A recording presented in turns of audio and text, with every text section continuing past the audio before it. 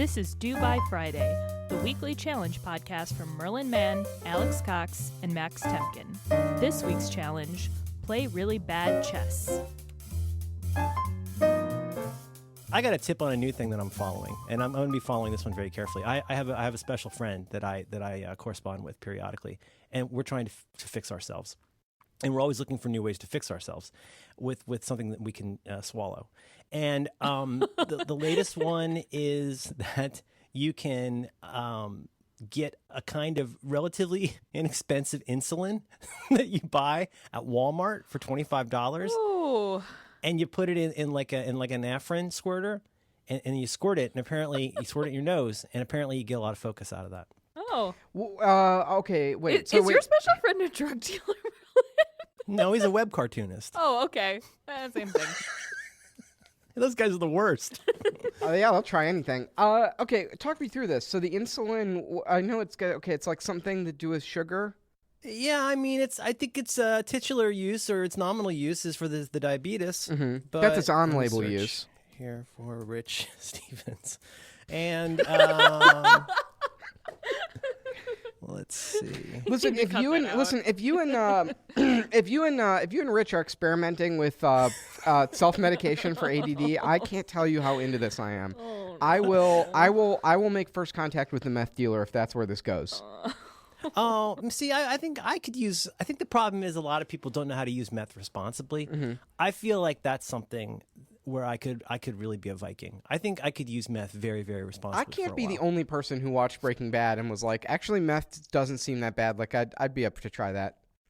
Well, it didn't really fuck anybody up except Jesse, but he had, other issues. See, that's the thing. If you're like us and very stable people with no Yes. emotional problems, I'm sure it'd be fine. I think meth is good for people with no emotional problems. Oh, I just sent you a link to this. You can see there's lots of diagrams with arrows to the human mind. You get some synapses. Because like I'll do like a lot of time boxing systems and like a GTD productivity app. And how different is meth really? It's really not that different. I mean, it's like getting a good pen, right? I'll do whatever gets me through the day with a little more productivity. I totally agree. It's a meth hack.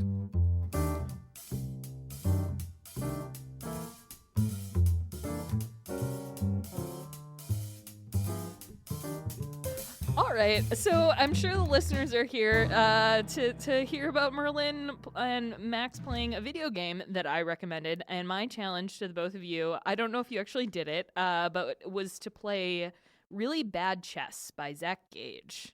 Did this actually happen? It happened. I did it. I think this is a very new game. I Yes. went and checked on the internet, and it's only been out for just a couple weeks. Right. This was a freebie for me because I've already been playing the game and doing the daily challenge. This is going to be, I can tell you already, this is going to be a good one. Do you want to describe what this game is and what's really bad about it? I love this game so much. So Zach Gage, the concept of like most of his games is sort of turning a traditional genre on its head. He made a fantastic game called is it Sage Solitaire? I think so. Mm-hmm. Yes. And it's like the best version of Solitaire I've ever played. And he's done like variations of poker and slap and stuff like that. But he recently released Really Bad Chess, which is a chess game which uses traditional chess AIs that were developed like in the 70s. Except it's completely randomized pieces. So you can you could have an incredibly shitty game just based on a random algorithm, and you can kind of tune it to like your level of experience. Like you can have the AI be like have sort of shittier pieces, and you have like queens across the board. But it's I've given it to a ton of people who have never played chess before, and they've just found it delightful. And I've just been talking to more and more people this week about chess and like the problems around it. Like it's not fun for me to play chess with anybody who is good at it. Like they know all of the moves. They know exactly how to murder me in five turns. And Zach Gage mentioned this. It's like with poker, there's always like a sense of beginner's luck because you can the pro players are like, what the fuck is this person doing? But in chess, there's no way for that to happen. In poker you could try something really crazy, and because you don't know how dumb a move it is, you wouldn't have a tell about what's actually happening, and they can't see your cards. In this case, people can see all the pieces and go, oh, well, that's this one opening gambit that everybody learns the first week. Right. Like you could see transparently, oh, this person's using a trick they saw on the internet or something. So, Max, you have been playing the daily boards, right? Yeah, and but I don't think I've ever won a daily. Oh, really? Yeah. I do the I mostly just play against the computer matched to my skill level, where I get like 3 queens. Because like the worse you are, the better pieces you get. So what's your rank? That's a great question. I will look that up. I am rank 21. I don't know what that means, though. I mean, I assume it means I'm quite bad. I mean, I've seen people in the 60s, but that's like at the top of Game Center. I think I'm the only person who still uses Game Center. But ranked mode is, it tells you how much you suck, basically. But you can also, that's nice. Yeah. And yeah, I'm sure this is very, very exciting to you, Merlin. Can you go into your phone and check how you are ranked? I could. Please. I think it's 15. As I remember seeing a 15. I still haven't finished a game. I want to hear more about what you guys have to say before we get to me. Because I have a very, very bold, very brave realization to share, but I want to keep my powder dry for now. All right. But I thought it was a very interesting idea. My history with chess is, oh my God, I just did such a save. I almost said my history with chess is checkered. Wow. I just saved a lot of lives. I played some chess as a kid. I never really understood it. I learned a few tricks. My daughter got interested in chess, and so we got a copy of the game called No Stress Chess, which I think is a pretty good way to learn chess. Are you guys familiar with No Stress Chess? Yep, that's how I taught my lady friend to play chess, actually. I've never heard of this in my life. I mean, I'm not a chess person, so feel free to say this is a terrible way to learn. But the idea is, it's one way in which it's like other sets is that each piece, you don't even have to know how to read. Each piece shows you the moves on the little figure. It says, this is the name, this is a pawn can do this and this and this, right? And so the idea is the very first thing you have to learn is like what the pieces are and what they do, but you could even teach it to a kid who's not much of a reader. The other part that then makes it really interesting and not chess, this is another not chess that I think is fun, is you pick a card. And so you pick a card, and the card is you have to move this piece. And I think the rules are, if you have that piece and it can move, you have to move it. If it fails those conditions, it goes to the other person. And the idea is you just get, I mean, one of my biggest failings has always been I play so conservatively because I'm so scared of how bad I am. With this, it really encourages you to get ambitious about moving pieces out and trying different things. Does that comport, Alex? Yeah, it's almost like a game in itself. It is a different game. Yeah. But it's a lot of fun, I think, especially someone who grew up playing chess and is still terrible at it. Max, when did you learn how to play chess?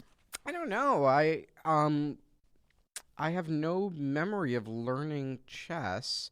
But I remember I had like a phase when I was a kid, maybe in middle school, where I got pretty into chess, but I quickly, like, I was playing against, it's all the other cards guys, so like Josh and Ben and them, and they're like actual geniuses, and they're extremely analytical, and they're very, very, very smart, and their brains are very big, and they move very quickly, and I never could keep pace with them. Like, I just sort of, I don't know, I've just always put it in that.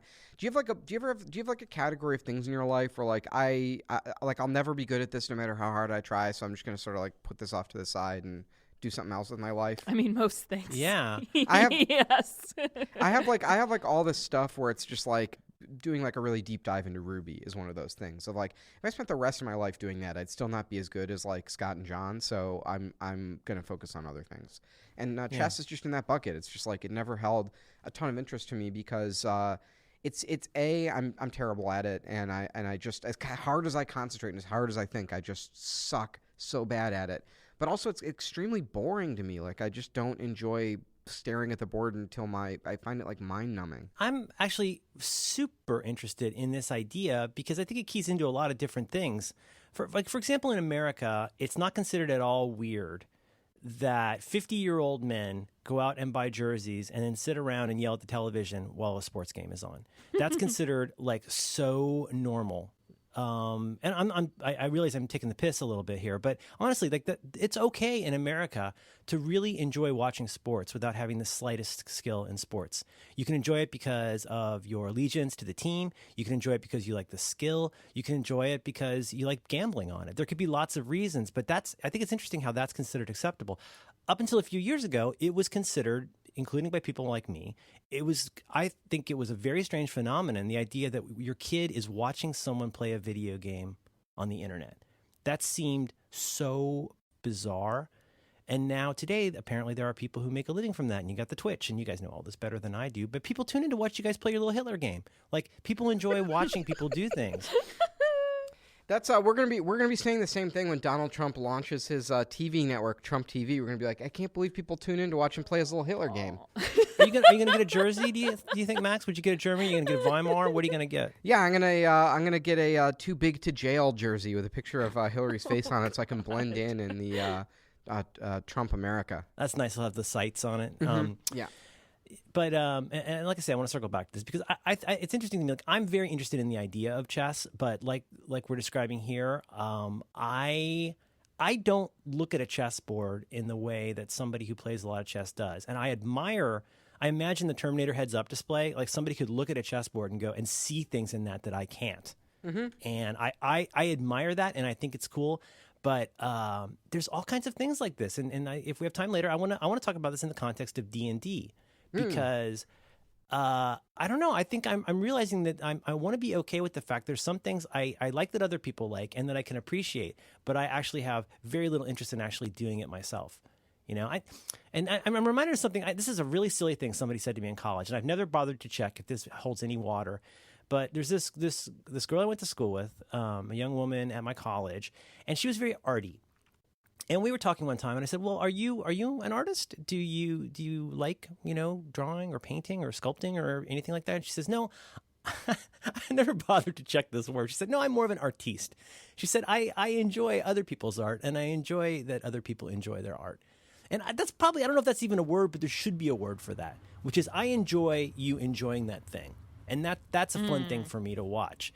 Do you know what I'm saying? And but this again for me, this keys into D&D. Where, spoiler alert, the gross number of hours I spent playing D&D as against thinking about, planning, reading about, doing all the D&D porn, probably 20 times more time, 30 times more time I spent doing D&D meta stuff versus actually being involved in a campaign. And I loved it.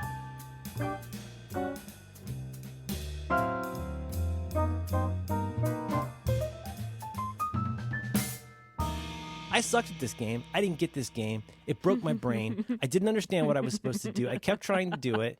It kept showing me how I was doing it wrong. And I get it. I get the game, but I sucked at it and I didn't have fun with it. My bold, brave realization is I think maybe I don't like games. You like threes though, right? I play threes. You know that Uno? Uno. But like I've never played your game. I take the cards out and I look at them and I make funny combinations. But probably because of my station in life and the way my day has to go, I've never had occasion to play that game with other people. I love that it exists. I love playing with the cards. I love looking at them. I keep them away from my daughter. I love the whole phenomenon of your company. But, like, I've never played the game. Do you play board games in general with your family? I know that you had sort of a Candyland mod that you made. Yeah, right. Well, that's the other funny part of this is, like, we would play little kid games. I don't mean to monopolize this, but I thought this might be an interesting thought experiment to, like, figure out what's wrong with me. But then we thought, I kept hearing about things like Lords of Waterdeep. I kept hearing about all these other games. And, like, we would get as far as getting the pieces punched out of the board, and then we're like, well, that's good for today. We're done here. Like, it was just too much to learn. That's a huge point of friction. Is the learning curve on these games is really bad, and something that I learned from our friend Matthew Baldwin, like one of his big rallying cries. You know Matthew Baldwin? He's a good man. Oh, the best man. Yeah, he's a wonderful, wonderful guy, and he's kind of a role model for me, and like. It's interesting going back, like I found out about half of the things that I really like in life from Defective Yeti, including board games. I would have never played a board game. Cards Against Humanity would not exist had Defective Yeti not started writing about board games back in the day. Anyway, that's all tangential, but one of Matthew's big rallying cries in life as around board games is like if you're hosting a board game event, it is socially unacceptable to open the game while your guests are there. Like the same way that like if you're having a dinner party, you wouldn't unpack the grocery bags as your guests are arriving. Like learning the game and being prepared to like quickly synthesize it and teach it and start people playing is the core requirement of playing a game. That's like 2/3 of the work. In the same way of like if you GM Dungeons and Dragons, you can't like open up the Dungeon Master guide when everyone sits down to play. Like you have to do your work in advance. You're a host. Exactly. And learning all the fiddly rules and deciding which rules do people need to know before they start playing and which ones can you teach as you go and what's the best framework for learning this. I mean, quickly synthesizing the system and then understanding what to do with it, that is what I like about board games. Like that's not like, to me, that's not like a tedious a chore that's like, oh, I have to like do this work to like get into the fun part of playing the game. Like reading the rules, understanding the system, teaching it, and then furthermore coming up quickly devising a strategy to like model the system in my head and come up with a strategy to do really well with it. That is the fun. Like I enjoy that, and I get that. I know that's weird. I don't think it is. But why do you think some people are not game people? I mean, I can understand why some people are game people in the same way that I understand why there are sports fans. Or you said take somebody like a John Gruber who really intensely loves sports and loves betting about sports and loves thinking about sports, and like it's almost like a little like I think it's probably a pretty big part of his life is thinking about sports. But why do you think there are some not game people? The thing John says about baseball that really interests me is he says there's like two different kinds of people who like baseball. Mm-hmm. There's the people who like the numbers and there's the people who like the stories. I'm neither. I don't give a fuck about it. But that's interesting to me that there's like a lot of ways into it. And it's sort of wrong to say like, well, there's sports people and there's not sports people and you're either on the thing or you're not, because that's not how reality is. The same is true of games. Like, first of all people like games. It's fundamental to the human condition, and across all cultures and all demographics, all children play games. They invent their own games. There's games passed down by oral tradition.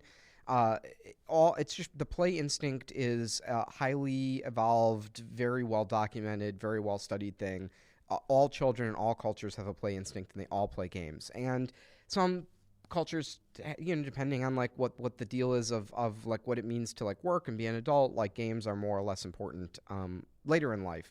But there's many ways as an adult to like keep the play instinct and the game instinct like going in your life. I think for some people, they might want to watch games on Twitch, and that's more of the story-based, like, I want to hang out with these personalities while they play games. For other people, for me, I've accepted that, like, part of my very nerdy engineer's mindset about games is I really get off on, like, modeling systems in my head and, like, quickly coming up with solutions. Like, I know that sounds extremely boring to say it. No, it's like you and Pat. Like Pat, like you've talked about this on your other program, but I love that show, and I really see that commonality. I don't know if you've ever expressly put it this way, but it seems to me a big part of what Pat, I don't say what he likes about it, but what he ends up doing is enjoying that world building. You're both world builders. Yeah, so I like the world building. I mean, maybe I like that for the same reason, or the same reason I love like a David Simon show, where David Simon talks about in his shows, there's no, as you know, Bob, in The Wire, right? You're just in it. There's no like new guy who everything gets explained to as the viewer proxy. When you watch a David Simon show, there's very little exposition. It's just like, pow, you're in the story and you have to figure out how these people talk and what the power structures are. And that puzzling it out, that is the thrill of the show for me. Like, I love that. Like, the first season of Treme, as you're like learning all these characters' relationships, like, I totally, get off on that.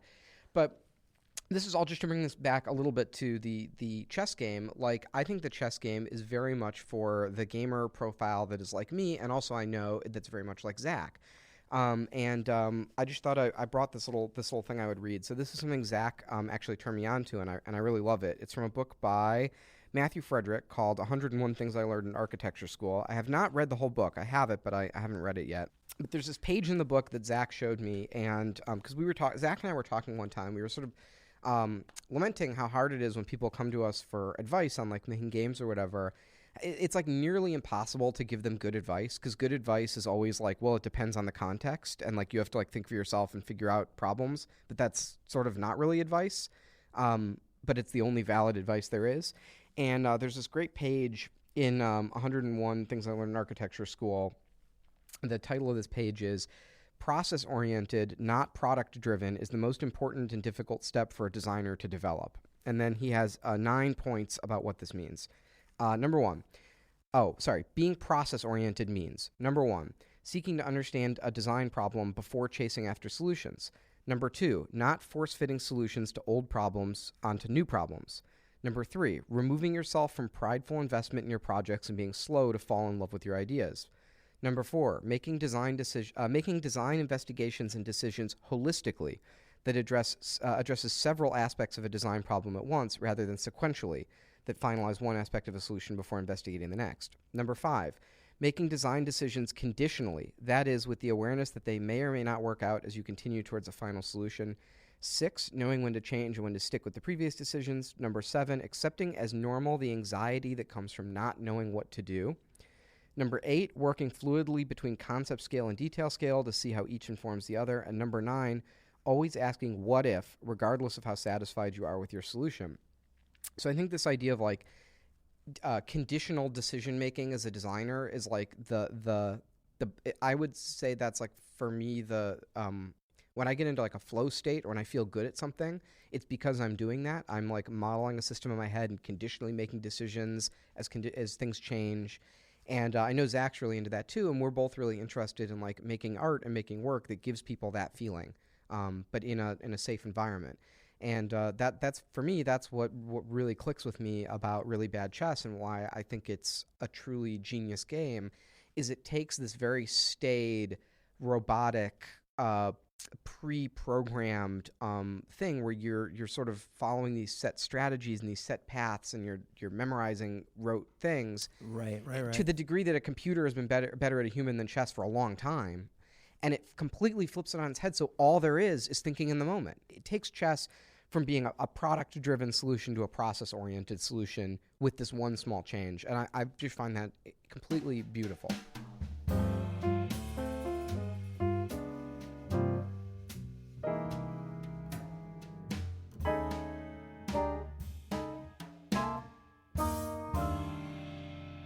There's this game designer. He's almost more of a philosopher, Bernie Deckoven, who created this thing called what was it, Max? The New Games Foundation. What is this? The Bernie Deckoven? Yeah. Yeah. It was this thing in the 70s called the New Games Movement, and it was like hippie communal games, like you play with like parachutes and balls and like field games and things like that. Yeah, and it was a lot of the games are really, really stupid and such a delight. And he focuses not both on world building, but also like the storytelling the idea of the magic circle. Like, we are going to agree on these set of rules, and we are going to transport ourselves to this universe where a parachute is where we live. And that's why I like Zach Gage's games, is because you can choose to make them high stress or just like sort of chill out and like accept these systems and accept I'm gonna lose, but this is an interesting world that I am in right now. I want to stipulate, like I really admire and appreciate this game, and I'm not trying to criticize the game at all. I think it's very clever. I think it's a little bit like it's almost as though I've never read Pride and Prejudice, and my introduction is basically like I know the plot maybe, but I learn about it by reading fan fiction of the zombies version, where I feel like I'm not familiar enough, and like I don't have the original version in my bones. But I definitely appreciate it. It's so fun to see the board come up and you've got like 4 or 5 queens and 3 bishops, and it's like, what is going on? So it's a super clever idea. So you're saying you are not a game person. Did you not play? How old are you, Merlin? Did you play any video games growing up, or board games? Yeah, I'll be 50 next month. I played Atari mostly on other people's. At the 2600, at my friend's house. As far as games we played, I mean, we played Monopoly. I always loved Uno. I still do. My daughter and I still play that a few times a week. What's funny about Uno? I don't know. I should play Uno again. I guess it's just because it's become this like branded commodity of I can't find an Uno set that's like just Uno. It's all Batman Uno or Harry Potter Uno. They introduced a new thing where you get blank cards. and you can write things on it that basically it's a wild card, but it has wackadoodle stuff on it. So my daughter has one, like when I get it, like Dad has to do a funny dance, like when you get that card, and it's kind of but yeah. So but yeah, I don't know. But I the thing is, when I, like, for example, on the Joko cruise, when we went, like, it's almost a couple years ago, like the entire, whatever they call the bottom of the boat, they got this huge area with all these people playing games, and they were so kind and nice and gregarious, and everybody went way out of their way to say, hey, if you want to, like, try this game, if you want to play Cones of Dunshire, like, we'll explain the rules to you, and, like, you know, but it was, I really loved that environment. It felt like a real subculture, where like all kinds of different stuff was, well, this is a Joko Cruise thing in general, but all kinds of different stuff was okay, and everybody was welcome. And it was one of the highlights for me, was even though I didn't play any of the games, I enjoyed walking around and seeing people doing it. But I don't know what it is. I think there's just, I'm really super competitive about a few weird things and not very competitive about other things. And while, again, now I absolutely appreciate what you are both saying, especially, you know, Max's thing about planning the game. When I was a terrible DM, that was my favorite part, was making the maps and all that stuff. But I don't know. I think I lack some kind of gene to, like, enjoy gaming as, like, a thing I would go and seek out, and I don't know exactly why. Dungeons and Dragons is so nerdy, and I get why, you know, you don't want to watch 3-hour playthroughs of a game I love, Spelunky, which is like my NFL. It's amazing. But Spelunky. So it sounds like you didn't actually like playing. You just like the preparation and the storytelling that took place beforehand. Like, did you build characters for people? Oh gosh, yes. Yeah. I used to just make fun of it for years, and then around 9th grade, I tagged along one time, and I liked the stuff. I liked the books. I liked the dice. I was not super into the, like, Ral Partha figs, but, like, I thought those were cool too. Anyway, the thing is, I've still never read Lord of the Rings. I'm not even a big fantasy or I'm not that big of a sci-fi fan. I wasn't reading. I mean, I hadn't read any science fiction books, like famous science fiction books. I was just attracted to the meta world. I really like going to the hobby shop. You could look at Estes Rockets and Dungeon Master's Guides. I had all those books. I carried them around at school until I practically had scoliosis from carrying around 50 pounds of books every day. And I don't know why. I mean, yes, it is nerdy, but it was, I was very attracted to the world and the gear.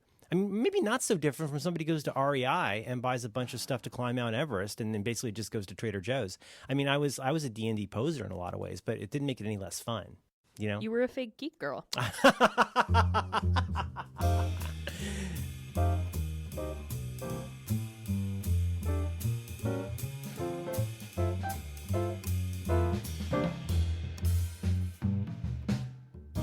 Merlin, are you familiar with Rands and Repose?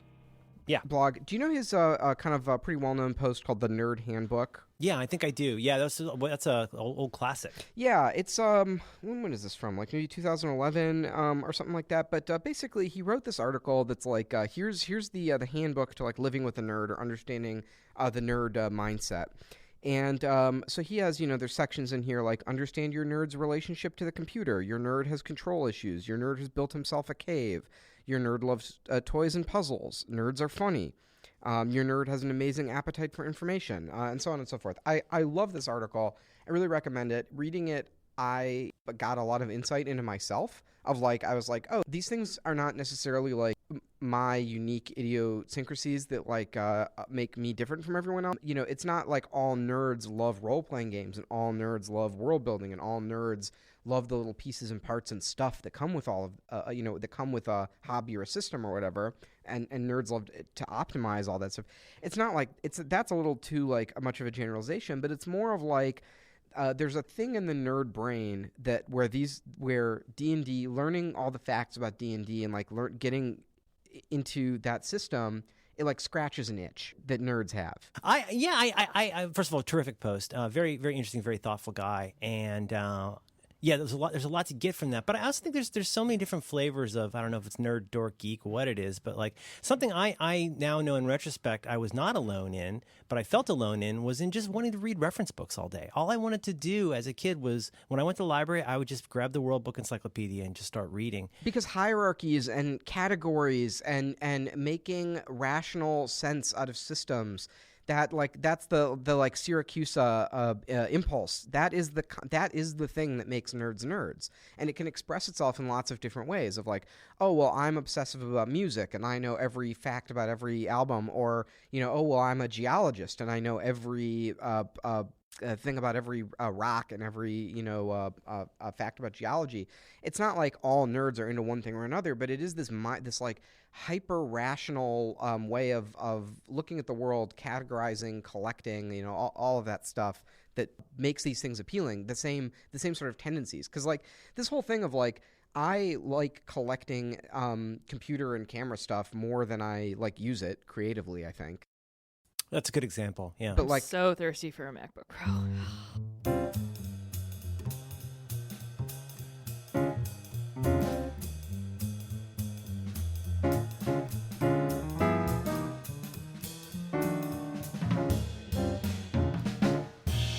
Don't worry, I've definitely been paying attention and not reading this article, the Nerd Handbook, but I love Understand Your Nerd's relation to the computer, just like how it's like a magical, or rather it's not magical. I don't know. Okay, maybe I disagree with this.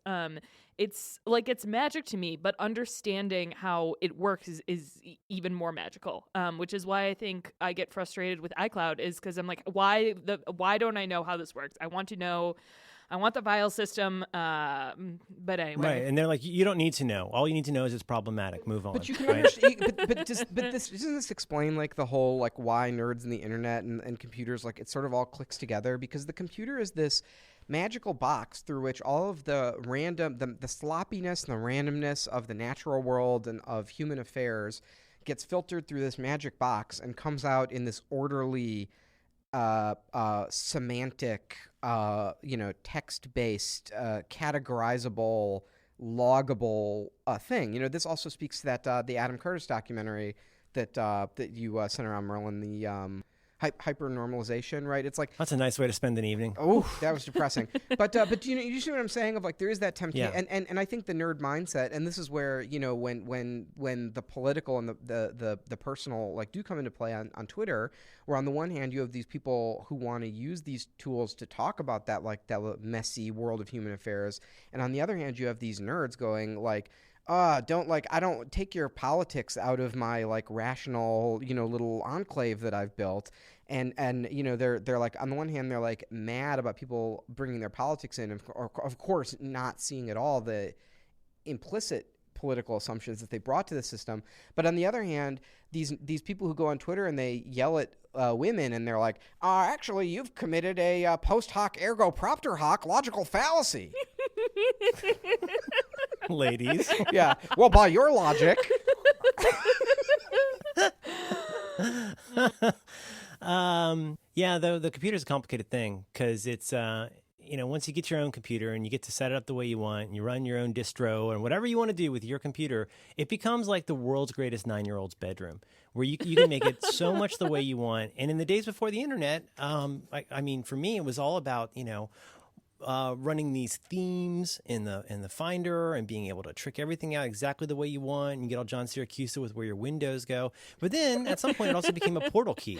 And that's you touch the boot and you go to the Quidditch tournament. It's the craziest thing in the world. But the other thing is, people can touch that boot and come to your Quidditch tournament. And I think that, get out of my 9-year-old's room. What are you doing in here? This is my place. Can you imagine a bunch of 9-year-olds arguing about how to decorate their room with the same intensity that Hacker News argues about computers? It'd be like, well, if you put your Han Solo sticker under the light switch, you're a fucking idiot and your room sucks and you could never sleep. Only an asshole like you would do an ad hominem argument.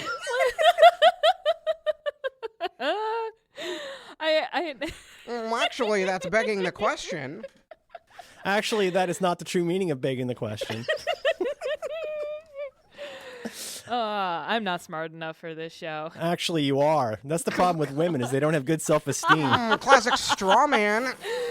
You look so much prettier without makeup, Alex. You should smile more.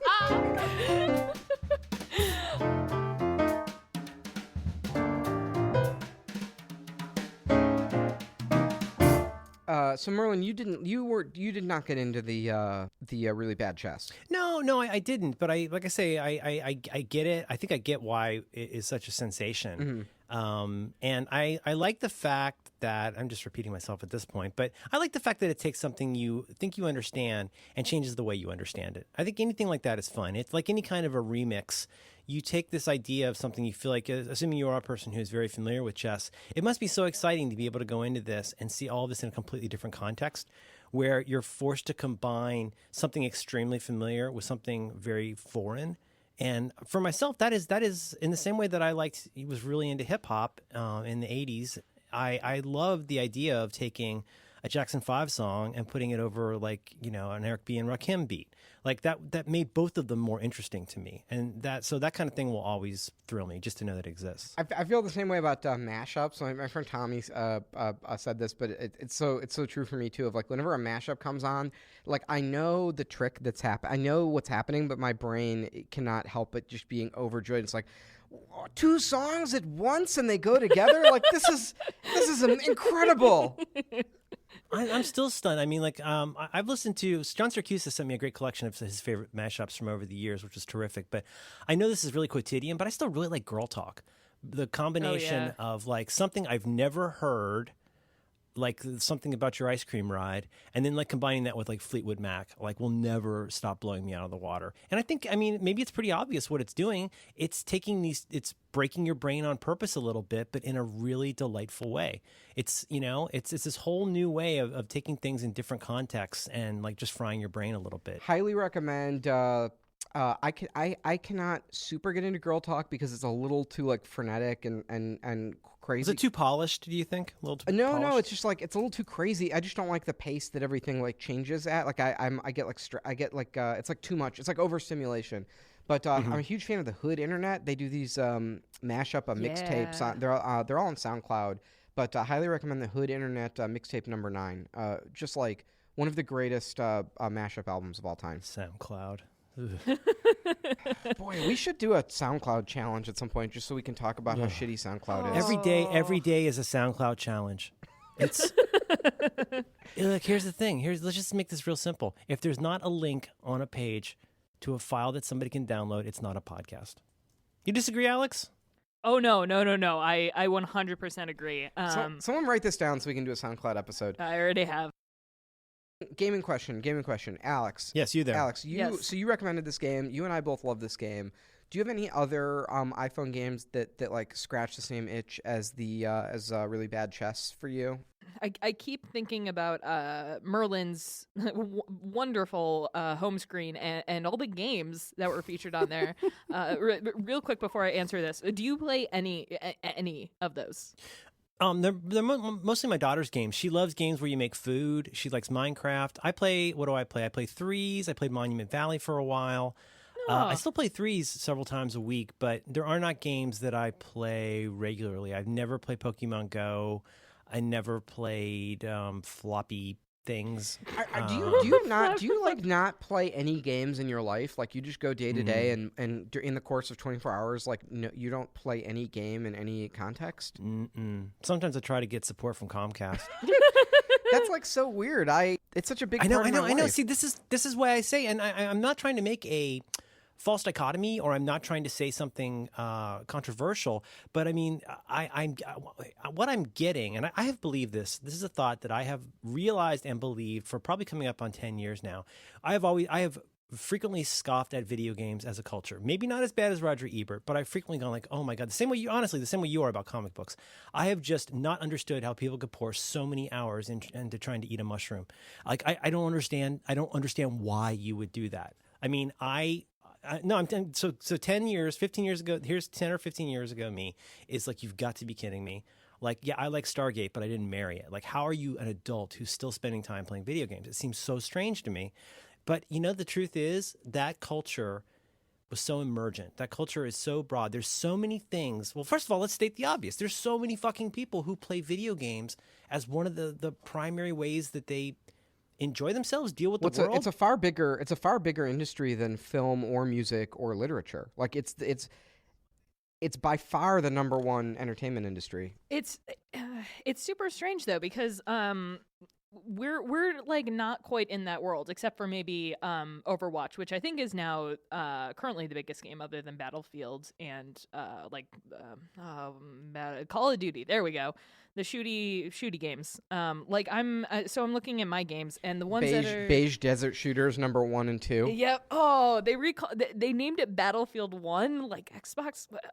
Anyway, Wasn't the new one like Call of Duty, like Infinite Combat or something like that? It's just I like have no idea. it sounds like it sounds like that Merlin tweet. And isn't that your tweet, Merlin? Endless shrimp sounds like an existential threat. Right. Are these all screamy white guy games? Like, what are Yes. these those games where a man's face is yelling on the No, iTunes store? these are ultra realistic military shooty shooters. games. And I they're mean, all, they're they all are sort of screaming white sepia. Yeah, they're all sort of like sepia-toned games, like set in the desert, where you're sort of like indiscriminately killing some sort of minority group, where they're like the evil terrorists or whatever, and they sort of compete on each other, where it's like 7 different new kinds of bullets and realistic blood splatter, and like you can pilot this some sort of helicopter. Is this where you wear a headphone and call your friends homosexuals? Yes. Okay. I think so. Yeah. Isn't that a thing? Don't you have freakouts and yell at your friends for doing it wrong? Is it that kind of a game? That kind of shooty game? So in Overwatch, one of the reasons Overwatch has like an above average community playing it is they filter out, but by default profanity's filtered out. And then if you like, there's like people basically invent like new, not quite profanity, but like new ways to like insult the other team over chat. So you can say like, you can type in, traditionally you say GG, which means good game. And that's sort of like shaking hands at the end of a baseball game. It's like sportsmanlike, and pretty much everyone does it after a highly competitive game. But sometimes what people will say after they like crush you, like sometimes you just get like demolished by the other team, and then one of the people will go in the all chat for both teams, and they'll type GGEZ, which means like good game, like it was easy for us to destroy you, which is like it's just such an insult after you just get crushed and someone's like GG like they can't even spell it out. I bet that guy mains Hanzo. Whatever that means. No, he doesn't main Hanzo because they won. But now Blizzard. So what Blizzard does is they find these things like GGEZ, or like if you call someone gay or whatever it is, and I get it. they replace in their own text. So you type in GGEZ, but what comes out is like, "Gentlemen, it was a privilege playing with you this fine evening, and I relish our next encounter." And it's really funny because every once in a while someone gets real steamed and they start trying to type something, and then this like very complimentary, polite text comes out. Oh, that's so great. One of my favorite things about Twitch, which is like the biggest game streaming site, is you can make a list of banned words. So one day it took me like the entire day just looking up horrible slurs and making a big list, and then it instantly bans them from your chat.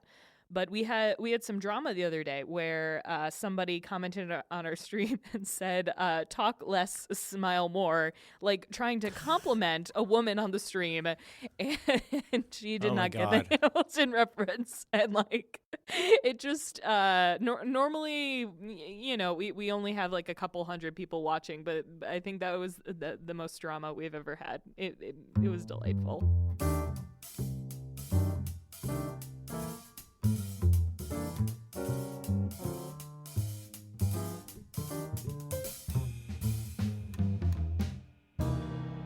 Oh, I just wanted to ask some advice. Do you have other iOS games that you Yes, think could be yes, good yes. for a dork to try? I think finding a game. Let me suggest this. Let me see what you think about this, Alex. Mm-hmm. I think that over the course of this program, over the course of many months and challenges, we should attempt to diagnose Merlin's game, particular like game deficiency, and like find the thing that he thinks is fun, and then find some games that like fit into there. Because like I guarantee you, there's some sort of iPhone thing. Like the like the pleasure that I get from like taking a shit and playing a tower defense game. It's like it's basically. I mean, I think it's basically like smoking opium. It's like I feel nothing. It's amazing. Yeah, Wow, that does sound nice. There's a game that I really enjoy, Clash Royale, and I used to be a very very strict about. I will never take my phone in the bathroom. And this year, a Clash Royale game round takes about 3 minutes or so, and it's like the perfect healthy shit time. Wow. Clash Royale, it's like it's like being in an abusive relationship, honestly, because like I know that it's like manipulating me, and that I've spent a good amount of money. I probably spent like $60 on Clash Royale like to date. But it's also such a good game. It's so fun. I'm just in awe of how good this game is. That, I think playing a Clash Royale is definitely, and talking about that is definitely a challenge. That might be one Merlin kind of likes. Yeah. But I think we can drill down into this and find an iPhone game that Merlin's into. Well, I don't want to make it about, you don't have to fix my brokenness, but I would be willing to try almost anything. PlayStation games are a little more of a ramp up. Like, even when we're on PlayStation, we just go to Infinity and stay in Toy Box, and we just run around changing the figures and Spider-Manning all around. Yeah, what do you have, a PS? Really, do you have a PlayStation 4? Yeah. Oh, that opens up a lot of game possibilities. Have you ever, did you play Journey, the game that Syracuse has talked about? Yeah, I'm playing, he's told me several times I'm playing it wrong. Did you not play it in one sitting? No. I watched the first half. iOS games. I'm thinking. I'm trying to think about threes, because if you are still like me playing this game multiple times a week, like there is something in your brain that makes like you are a games person. If that like brings you some kind of joy, or just for me, it's like an anxiety reliever. I love sort of how it feels like you're moving actual cards around, which is just fun for me. Do you like sort of physics based stuff, like seeing things jump around in a weird way? I think I could probably enjoy that. There's this great game called Desert Golfing, which is just this infinite game where you try to play golf, and you're in a desert. And it's incredibly boring, and I played probably 100 hours of it. A bunch of my friends were playing that, and it just goes on and on and on, right? Yep. Would you rather play a puzzle where there's like you're like staring at this thing and you're trying to like get the solution, and then you feel good when you solve it? Or would you rather play with like Legos, like Minecraft, where you're just sort of like putting stuff together and it looks cool? I think the latter. I mean, I think the very first game I ever put on my phone was probably Cannibalt. And I found it very satisfying that I could run for a little while and then die, and then I'd start over. And the simple mechanics of that appealed to me. I can work with that. All right. Well, this is. I'll mull this over, and the next time I have a challenge, maybe I'll throw out a couple of different iPhone games, and we can do like we'll do a little smorgasbord of like play 15 minutes of a bunch of iPhone games. I am very buoyed that games thrive. Well, how can I put this? I have mixed feelings about this. I am excited that games interest my friends and thrive on the App Store, not because of, but in spite of Apple. I think it's really interesting that it seems like every few years they're like the dad that's going to swear off the sauce, and this time they really, really care about video games. And I don't think it's in their bones. I don't think it's in their blood. I don't think it's in their DNA. I don't think games are an Apple thing, but I still think it's really cool that you'll occasionally see these things come along that delight, millions of people. I'm glad that is still happening, even though there's no reason for it to keep happening. Have I asked you this, Merlin? Do you think that, this is a question for both of you. Do you think the intention of Steve Jobs and even Forstall was to never have an app store? Or was it just, we are going to teach people how to use this platform and then open up the floodgates? I've never thought about it, and it's a really good question. So the question, were they just not ready? Right. And so they came up with the sweet solution. Mm-hmm. Or... look at, you can do an app on a website. Or was it just not ready? Or did they never want... Was this one of those Steve Jobs, nobody's going to watch video on a small screen? So I honestly, I don't know. It's so difficult to believe that there wasn't a contingent of people saying, "Well, boy, it would be really great if we could have apps for this thing." Mm-hmm. But I don't know. What do you think?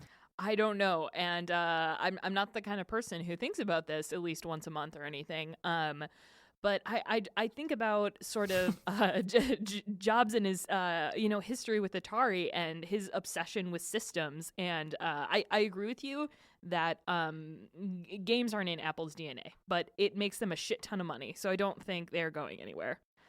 I'm looking now. What's the most the See, biggest revenue maker? I don't think games do make Apple any money. I don't think the whole App Store makes Apple any money. I mean, I know it's like money I'd be happy to have, but I think on Apple's scale, like all they care about, as I understand it, all Apple cares about is selling devices. And I think the idea that they have the best App Store and they have all these games that are like iOS exclusive and special to iOS, and that they run the best on iOS and they're the best to play on iOS. It's not like Apple's like, oh, we're like raking it in from our 30% on the App Store. It's that people will buy an iPhone because these games are there.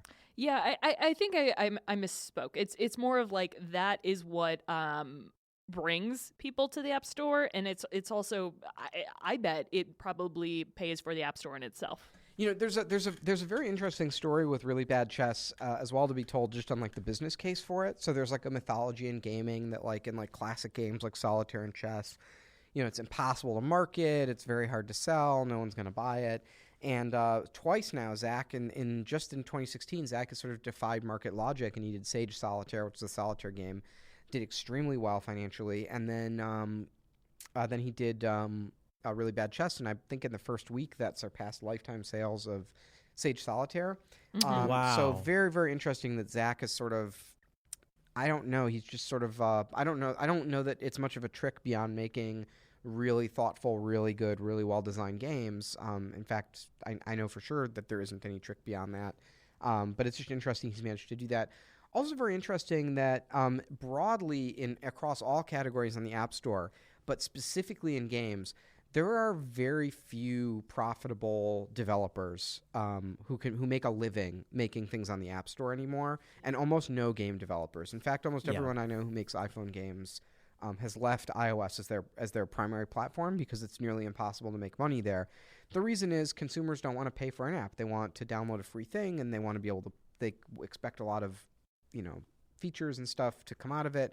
And there's already like huge billion-dollar behemoths in the space where it's like, well, do I really want to make an iOS game and like compete against like Clash of Clans? Oh, it's so brutal right now. Zach has this great thing he's told me where he's like, you think of like all across the whole ecosystem of the App Store, like there's this thing he told me about fine artists, because Zach also is a fine artist. He does like digital installation art that's very, very good and interesting and funny and thoughtful. And he has, Zach and I have said it's like, or Zach has told me, he thinks there's only about 3,000 people who make a living making fine art in the world, living. Wow, really? Which if you think about, like, on the one hand, if you think about like all the museums and the art programs and the like, how big the culture of fine art seems to be, it seems like an impossibly small clique of people who are making art that could basically all know each other. But on the other hand, like, it's really fucking hard to make a living making art. I mean, almost nobody can do it. So, and it's like, it does that does sound like about right in my gut. And we've speculated that if it's not already at this point, like, it will contract to the point where there's really only about 3,000 people who make a living independently, making software for on the App Store. I mean, it's a very, very tough market. I don't want this to become this week in punditry, but I'm confident. I think I don't know. Maybe I'm overly. I know I'm overly optimistic, but the whole idea of subscriptions seems very, very cool. Like I would absolutely pay for well, I'm going to pay for like a subscription to OmniFocus, or even a game like Mini Metro. That's another one I think. Oh yeah, I saw that. Yeah. Is that one to try? Jason Snell was saying that's a lot of fun. Yeah. Incredible. I haven't played it on iOS, but I assume it's good. Yeah. Well, and that's the other thing too. Most of my favorite games are released on Steam as well as iOS, and they're like $5 more on Steam, and nobody has a problem paying for that. Now I'm sad. Part of that trend of what you're seeing is like indie developers are a lot more clever and nimble than big developers. They can like move more quickly. They don't need like corporate approval. They just sort of like have an idea. They seize the opportunity quickly, just like we were talking about board games. Mm-hmm. Game designers and app developers, especially like in the indie world, they're very quick to like model the system in their head and like create the exploit to like win, right? So if I think of like Marco's career a little bit, like Marcos had all these like very clever arbitrages on sort of exciting things happening in the App Store ecosystem. So, Instapaper was big because he kind of created this concept of a new way to read on your phone and was the first to market with it. And then, obviously the magazine was big because he was like sort of arbitraging the fact that the newsstand was on the front page of everyone's iPhone and no one knew what to do with the thing. Overcast, maybe a little bit of an outlier because that's a little late to the category.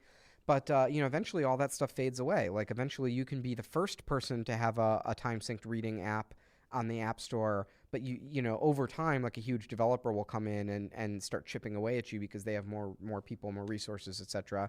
I just think it's like there was this gold rush of like indie developers saw the space in the App Store and rushed in, and they were the first to seize the opportunity. And now things are sort of like the balance of power is like restored to the universe, and like these big companies, EA has the biggest games because they can throw thousands of people and millions of dollars at the problem. I use Marco's both Instapaper and Overcast every single day, but my favorite app he's ever made is his nipple app. That Nursing Clock, and it was taken down because the icon looks like a nipple. I just sent it. Yep. Oh, it's so good. It was so good. I had friends at the time who used it. All right, that's all.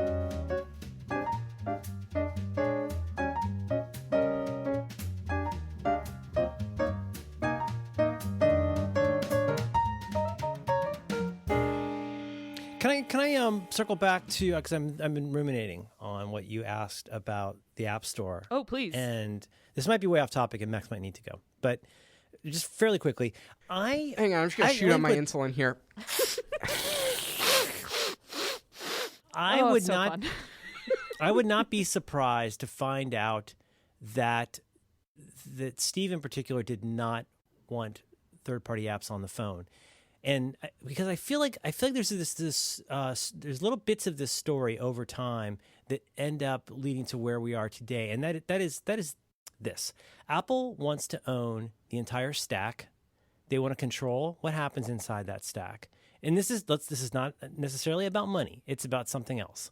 That they want to control that whole stack, and they want fewer and fewer pieces of anything that's not their stack involved.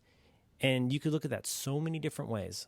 Think about. I don't know who first put it this way. It might have been Gruber, but the first time I heard somebody say, "Well, what if Apple's not trying to get rid of ports? What if Apple's trying to get rid of cables?"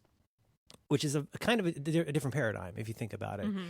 Where you think about what Steve Jobs or between Steve Jobs and eventually Johnny Ive, if they could have something that's like an unbreakable, beautiful piece of glass you could hold in your hand and not even realize you're interacting with, that's much closer to the vision, obviously, than trying to make some kind of Dell thing with 45 ports that fits standard, hard drives.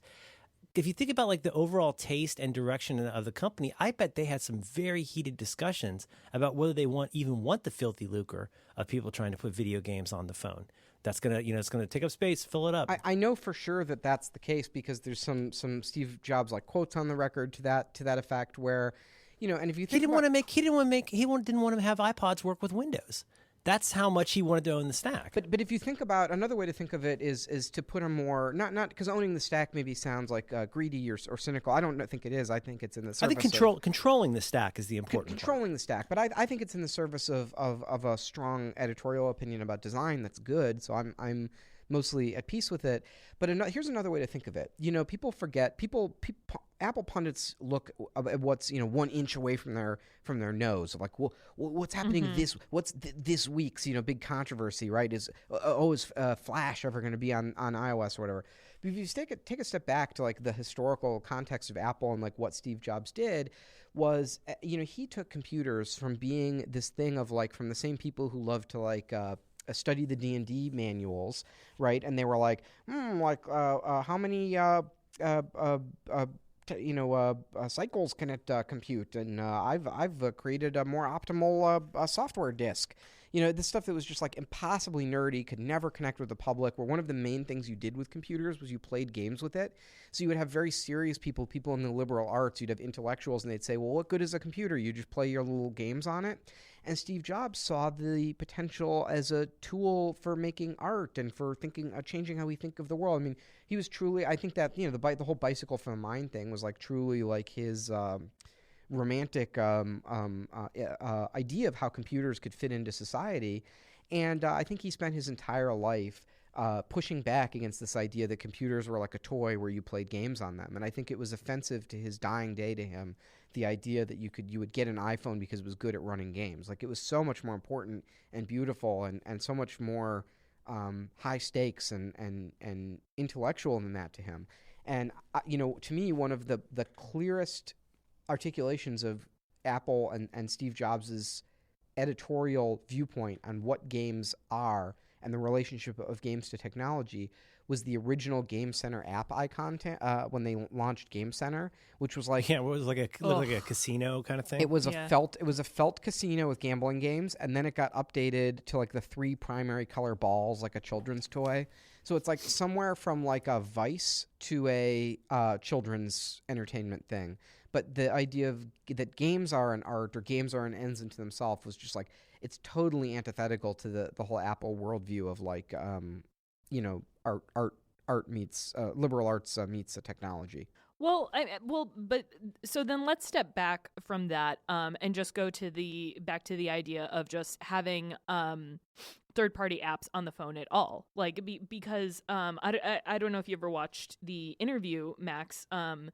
But he just keeps reiterating like software is art, and he refers a lot of times to third party software and actually like praises Adobe. So I want to believe that he recognized that other people would make tools to make art on the phone, because the first phone, it was like there was voice memos and what you couldn't make anything interesting. So I don't think same with Roger Ebert, like he didn't he famously condemned video games as not being art, and I think at the time Jobs probably would have said the same thing. But I don't know. I think today's Apple has hopefully a more evolved worldview. Like the editorial picks in the App Store, I don't really know how they work, but they're generally very good games. Oh no, I think the people I meant it more like in the higher levels up. I bet everybody who's working at Apple is doing the best they can with what they've got. Right. But take a simple example. I mean, do you imagine? This is so speculative. Do you imagine Steve Jobs used a third-party app for email on the iPhone? I mean, think about that for a minute. Do you think he used like an early calendar app, a different calendar app than the calendar app? I mean, when they were available, how much time do you think Steve Jobs spent even looking at those apps? Because I feel like in his mind, he would say, no, look, we made the phone and we've made the app for the phone. This is the app for doing this. There's no need to. And so the thing is, Adobe's a really interesting example, because Adobe was what let them make the leap to desktop publishing. That partnership was so important back in the day. That's such a different era. I'm just imagining that I wonder how Steve Jobs would feel if he walked by somebody in the break room and they were playing solitaire on their phone. I bet there's all kinds of ways in which that would really rankle him. But it's such a when Apple's like, when someone's like asks an Apple person like, why doesn't this particular feature or thing occur in the Apple app? Like there's such condescension when they say like, oh well, it sounds like a great third party opportunity. That's like Apple's buzz. That's like Apple's buzzword for like, we've looked at the problem and you're a moron if you want that, right? Like nobody wants that. There's a certain arrogance about that, and there are other companies that I feel this way about, whose work output I love, but who are extremely dismissive about anybody having anything to say about what they do, Pixar. But there are people whose work I really love that are like, they're really like, oh yeah, really? You think we didn't think of that? We're fucking Pixar, dude. Of course we thought of that. It's like, okay, sorry, I really like your movies. No offense. Like, do you buy the thing where it's like all these people love to like, for example, like people love to criticize Obama for his like drone policy, and they're like, oh, Obama doesn't have the international authority to do these I love drone your guy strikes. On the internet voice. That's the guy. He's really coming out. He's really coming out today. He's like, well, according to the subtenets of international law, it's like we actually don't have the airspace authorization to launch these unarmed drone strikes. And I'm sure it's true, but don't you think like not that I'm like on the face of it like I love like drone strikes or anything, but don't you think like Don't you think like Obama probably has some information that we're not privy to, where he's like, as he's evaluating whether or not to make a drone strike, like he's aware of some of the costs and benefits that we might not get from like occasionally reading the New Yorker. It's like, you know what I mean? It's like you can sit, yeah, sure, you can like sit back and be like, oh well, I don't like this or that policy on national security, but there is always that thing hanging over the debate of like, well, the stakeholders know so much more than you, and they are not free to discuss it. So it's like the debate is not really on equal playing terms. And when people have this argument about like, oh well, should Apple like how should they like organize the like email threads like chronologically or achronologically in their email app? It's like, I mean, I know everyone sits back in their chair and they have these strong opinions and they're like, well, obviously the Apple ecosystem would be it's doomed if they don't fix this or that. But it's like, really, like don't you think like the people who are like developing these apps like are privy to a lot more of the like costs and benefits of these decisions than you are? Like, don't you think it's such an obvious thing? Like, you don't think they've thought of it? Yeah.